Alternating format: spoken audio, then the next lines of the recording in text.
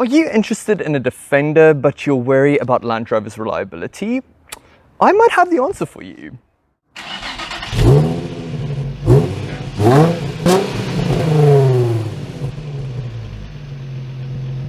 Hi guys, Eric here and welcome back to my channel. Today we will be having a look at this 2005 Toyota Land Cruiser 4.2 diesel single cab. Now this car might not be for everyone, but those who love it to death. A really big thank you to the accommodating, thoughtful and helpful staff here at ASJ Motors. They have a huge selection of quality used cars located in 2 locations in the Overberg region. One is in the industrial area of Hermanus, the other is located on the main road of Verliesdorp. They are open for business, so be sure to check out their catalogue, link in the description box below. If you live in the Western Cape and you have an original car in good condition you would like me to review, please get in touch. There's an email address in the description box below. Like most 4x4s with a vast lineage, the Land Cruiser began life because of war. The Korean War, to be exact. The US government needed military vehicles and asked Japan to build them. The Toyota BJ that resulted was bigger and more powerful than the Willys Jeep, but lacked a low-range gearbox. The J20 was released in 1955 as the second generation to the BJ. BJ. This model was built for export markets as well and was therefore more comfortable and more attractive than its predecessor. The J40 was released a mere 6 years later in 1961. It remained in production all the way until 2001 when it finally bowed out in Brazil. It was available in short, medium and long wheelbase variants. This model, as well as its predecessor, was also built in Brazil, interestingly using Mercedes-Benz engines. Over the next couple of decades it gained front disc brakes, power steering, air conditioning and bigger engines. In 1984, the J40 was finally replaced with the J70. While the other Land Cruisers would become far more comfortable and luxurious, the 70 series was made for heavy off-roading and simplistic reliability. It also retained a lot of the J40's styling cues. Reminds you of anything? This is the 79 series, aka the pickup, for the J70 which was introduced in 1999. This model received coil-sprung front suspension as opposed to leaf, a new steering wheel as well as a longer wheelbase. Our test unit is fitted with a 4.2-litre inline-6 diesel engine which produces 96 kilowatt and has a 0 to 100 time of 18 seconds. It is a very robust and reliable unit though, and I really like the sound of it, but more on that in a bit. Styling wise, I like its retro looks, although it must be said it looks quite similar to the Toyota Venture from the front end, particularly that angular bonnet, which I associate with older taxis. The great thing about its design though is how well it has aged, considering the brand new 70 series doesn't look too much different. It has a very distinctive front end with retro looking round headlights and protruding indicators. In profile it looks suitably macho, especially with these tyres fitted and raised ride height. The rear looks very much identical to other pickups that Toyota made in the early 1990s though. What is the interior like? Sit inside the Land Cruiser and it feels as though I have been transported back in time. A time before safety concerns and nanny states. A time when cars were designed to get a person from point A to point B regardless of the terrain. The Land Cruiser authentically embodies this era.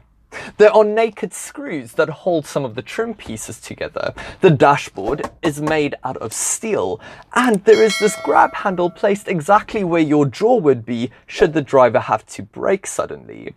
There hasn't been a lot of changes over the decades either. Perhaps the only things that have changed is the steering wheel and the dials. Let's take a closer look though, starting with the door.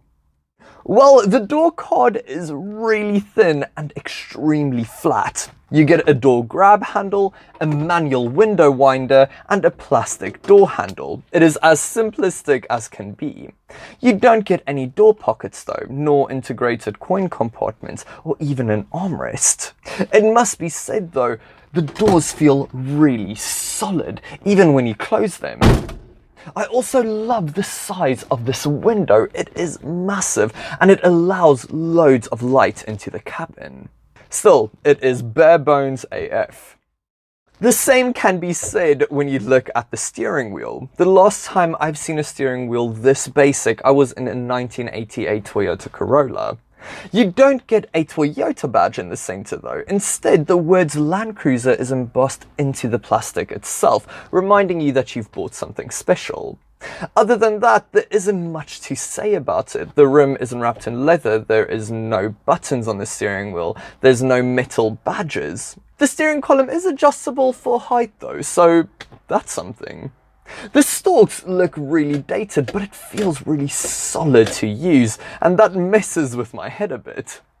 The dials follow the same theme as the rest of the cabin by being as simplistic as it could possibly be, but you don't really want for anything serious. You know how hot the engine is running, you know how much fuel you have, and you know how fast the vehicle is going.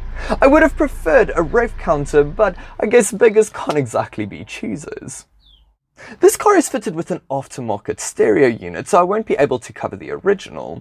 The climate controls are hilariously outdated though. They are controlled using sliders and a single dial for fan speed. Said sliders are hilariously stiff to operate, but I'm pretty sure that the macho man or woman who buys these buckies won't have too much issue with them. I'm also very happy to see air conditioning fitted on this model. It is basically the only amenity you have in here, and considering this is the South African climate we are talking about, it is greatly appreciated. Turning to the gear lever, it is absolutely massive. It is accompanied by a stubbier gear lever that controls the car's four-wheel drive system and low-range gearbox. It definitely feels more solid than it looks. The seats though are surprisingly yielding and comfortable. They aren't the most supportive, but I'm thoroughly enjoying this driving position. And that's a good thing because neither seat is adjustable for height, so you kind of get what you get. With the design out of the way, let's look at the 70 series' storage solutions.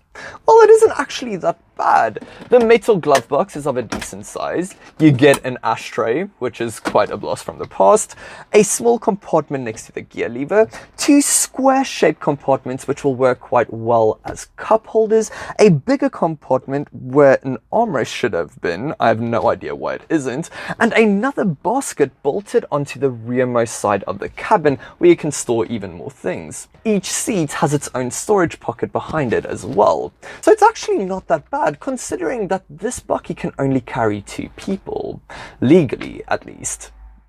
Now for the loading bay. Well, it is a very big size of 929 litres. Not only that, it can carry up to 1,105 kilograms. That's almost 200 kilograms more than the top of the range Toyota Hilux 4x4. Not bad at all. I must admit though, considering the interior, I am not entirely convinced by this Land Cruiser.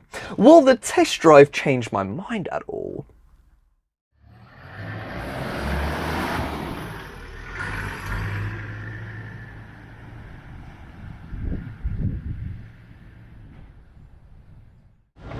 Starting with driving around town, there is one thing that I have to share with you guys first.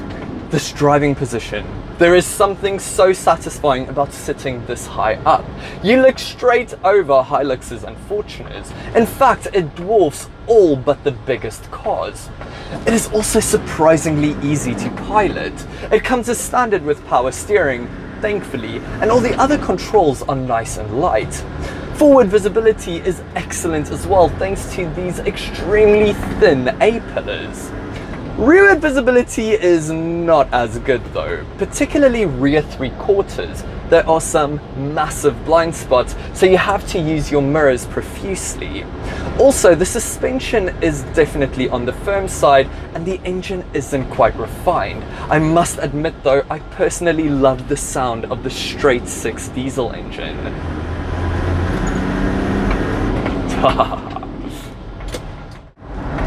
Out on the twisties though, and the Land Cruiser starts to show its age. There is a lot of body roll, so much so that you can't really treat it like any other bucky. You have to slow down for the corners and respect its limitations. This was never meant to be a mountain pass stormer though, so I wasn't expecting anything more.